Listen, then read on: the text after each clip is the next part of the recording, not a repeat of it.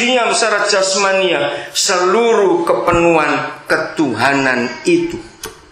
Kira-kira saudara mengerti maksud ini?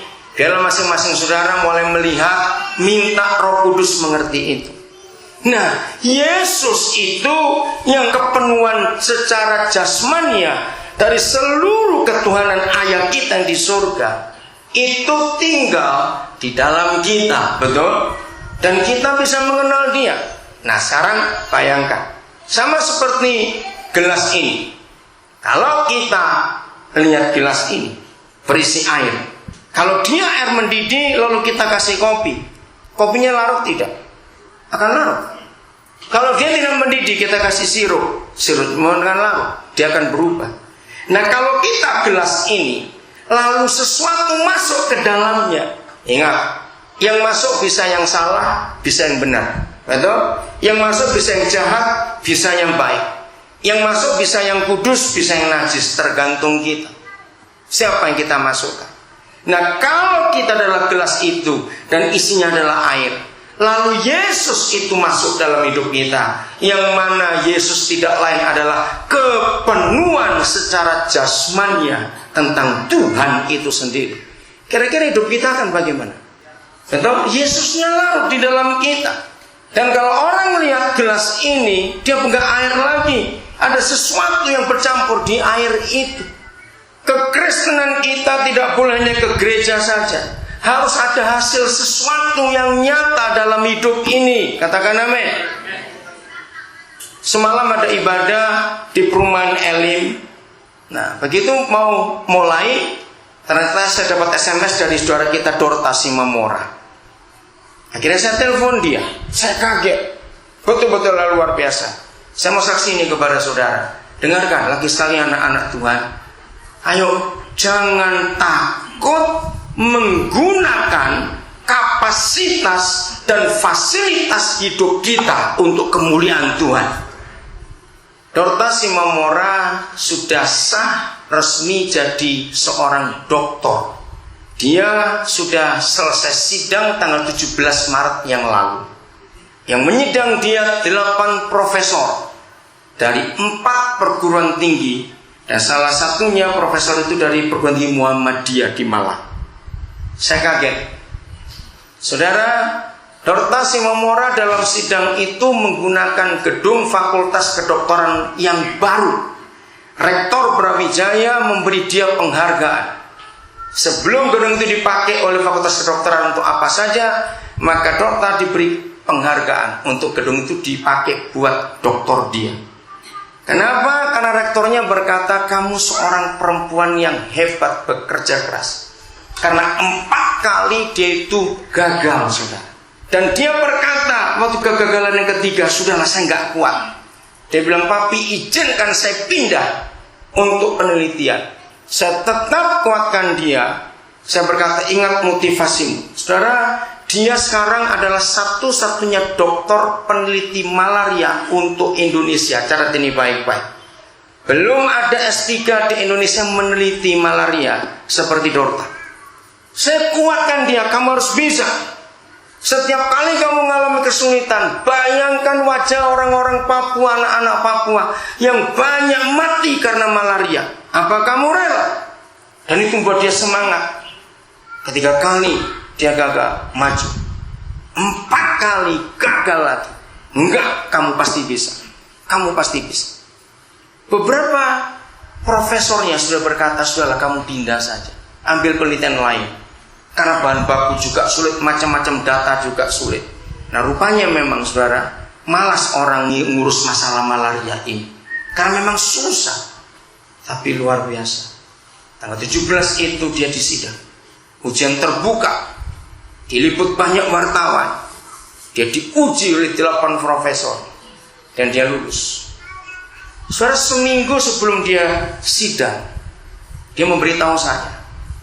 Dia bilang, papi, disertasi saya sebentar lagi akan dibawa di forum kesehatan ASEAN. Bulan depan April dia akan ke Singapura. Karena forum ASEAN mendengar tentang dia. Saya tanya bagaimana caranya bisa sampai ke ASEAN. Nah, itu hebatnya teknologi. Ternyata di forum dunia ini, saudara, ada jaringan ikatan kesehatan di bawah WHO, Badan Kesehatan Dunia itu. Pokoknya begitu ada satu peneliti soal penyakit yang sekarang sedang mengganas lagi di dunia. Jadi sekarang ini malaria dan TBC sedang mengganas lagi di dunia, saudara.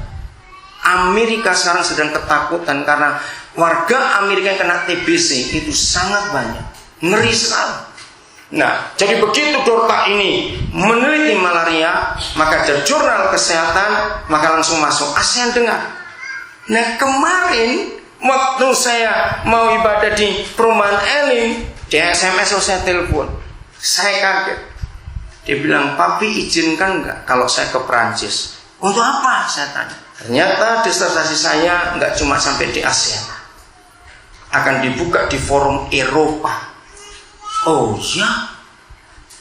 Kok bisa?" saya tanya lagi begitu. Saya juga nggak tahu. Nah, sambil dia telepon suaranya berubah. "Kamu sakit?" "Iya." "Aduh, kepala saya ini mungkin ini akumulasi tekanan sekian lama." Begitu dokter selesai muncul semuanya itu. Terus saya ajak guyon dia, "Enggak, waktunya kamu ganti kepala." Dia tertawa. "Sudah cari dokter lain aja di suamimu," saya bilang begitu. Dia tertawa. Saudara, dan ini sungguh luar biasa. Saudara jangan mikir macam-macam. Saya cuma cerita kepada saudara apa kapasitas saya dan apa fasilitas saya. Ketika dia selesai dokternya itu, saya cuma tanya, itu kebiasaan saya, "Berapa yang papi sudah keluarkan untuk kamu sampai kamu dokter?" Saudara dengar, hampir 230 juta. Saya mau tantang saudara, orang-orang kaya, jangan pelit dalam nama Yesus. Loh, nggak ada yang ngamen. Mikir itu. Gunakan kapasitas dan fasilitas hidup kita ini untuk menyatakan kerajaannya di bumi ini. Nggak ada yang ngamen lagi, takut. Karena tanpa kapasitas dan fasilitas dalam hidup kita yang Dia berikan maupun itu usaha kita sendiri, kerajaannya nggak akan nyata di bumi. Saudara, mari kita serius. Hidup ini nggak lama, hidup ini singkat. Gunakan sebaik-baiknya untuk kemuliaan Tuhan. Apapun juga yang ada dalam hidup kita, gunakan dengan serius. Sebanyak-banyaknya, secepat-cepatnya. Tiap kali Tuhan memberi kita kesempatan untuk buat apa saja, gunakan itu untuk Tuhan. Ngapain? Gunakan untuk Tuhan. Nanti 14 April dokter yang ke-14 yang kami luluskan, dia dari Ukrida dan dia anak Dayak dari suku Dayak. Yang mengagumkan, hari Minggu malam, minggu yang lalu jam 12-an waktu Jakarta, dia telepon saya. Dia bilang, "Papa, bantu saya untuk nyusun pidato." "Kenapa?" saya tanya. Namanya Aprianto. Saya ditunjuk oleh Fakultas Kedokteran untuk saya mewakili wisudawan angkat pelantikan dokter saya wisuda. "Wah, hebat dong," saya bilang. "Apa alasan mereka memilih kamu? Berarti kamu cukup penting di antara mereka." "Betul ya," saya dibilang untuk jadi pidato. Nah, saya bangga dengan itu, anak Dayak dari pedalaman, saudara. Dia lulus dokter. Nah, saya sedang menyiapkan dia untuk ngambil spesialis. Tapi saya suruh dia pulang dulu ke kampungnya untuk jadi berkat di sana. Di kampung itu sampai hari ini belum ada jalan darat ke wilayah Indonesia. Sampai hari ini, sudah 2010. Mereka punya wilayah akses darat itu ke Malaysia, ke Sarawak. Kota terdekat mereka itu Tarakan. Orang-orang tua mereka dulu pernah jalan sebelum ada MAF. MAF adalah pesawat pertama yang masuk ke kampung itu tahun 61. Belum lama sudah baru ada pesawat masuk ke kampung itu. Maka orang tua mereka kalau jalan dulu dari kampung mereka ke Tarakan itu 2 bulan baru nyampe.